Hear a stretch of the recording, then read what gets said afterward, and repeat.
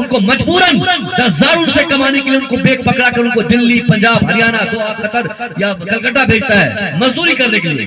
کیا کرے گا مزدوری کر کے؟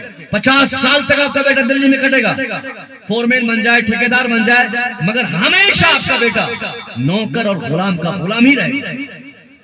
جب 60 سال کی عمر میں وہ واپس آئے گا گھر نا، 2 کمرے کا مکان، 1 بیگھہ زمین، 2-4 کٹھے شہر میں بھی زمین ہو جائے گی اگر ٹھیکیدار ہوگا.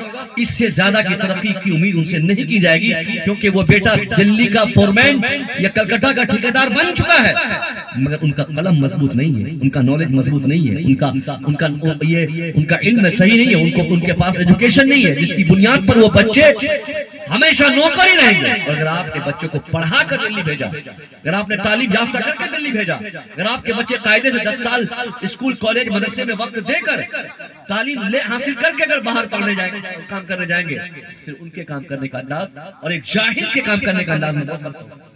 بالکل یہ سب سے بڑا پیغام گارجن کے لیے ہے. اگر آپ چاہتے کہ آپ کے بچے آپ کی عظمتوں کو سمجھیں، اس کے لیے بھی آپ کو اپنے بچوں کو پڑھانا ہوگا. ایک جاہل بیٹے سے ماں باپ کی عزت کی توقع نہیں کی جا سکتی ہے.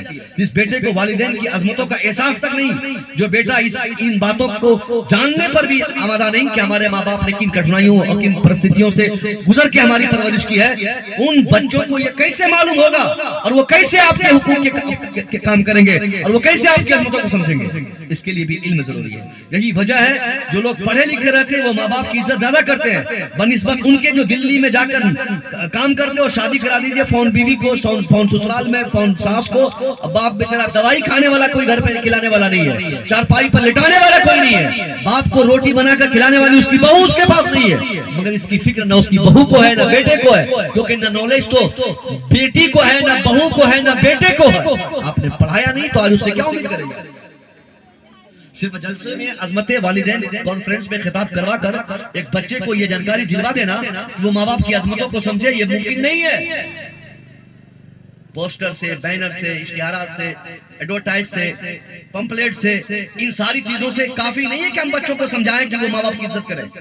اس کے لیے ضرورت اس بات کی ہے کہ آپ اپنے بچوں کو اس قابل بنا دیں کہ آج آپ جوان ہیں، بچے ہیں، آج بچپنے میں ان کے بچپنے میں تعلیم اور تربیت کی ایسی پختگی اس میں لائیں کہ آپ کے بچے جب جوان ہوں اور آپ بوڑھے ہو جائیں تو آپ نے جس تمنا اور جس امید سے اپنے بچوں کی پرورش کی ہے 100% اس تمنا کی تکمیل آپ کے بچے اپنی جوانی اور آپ کے بڑھاپے میں کریں.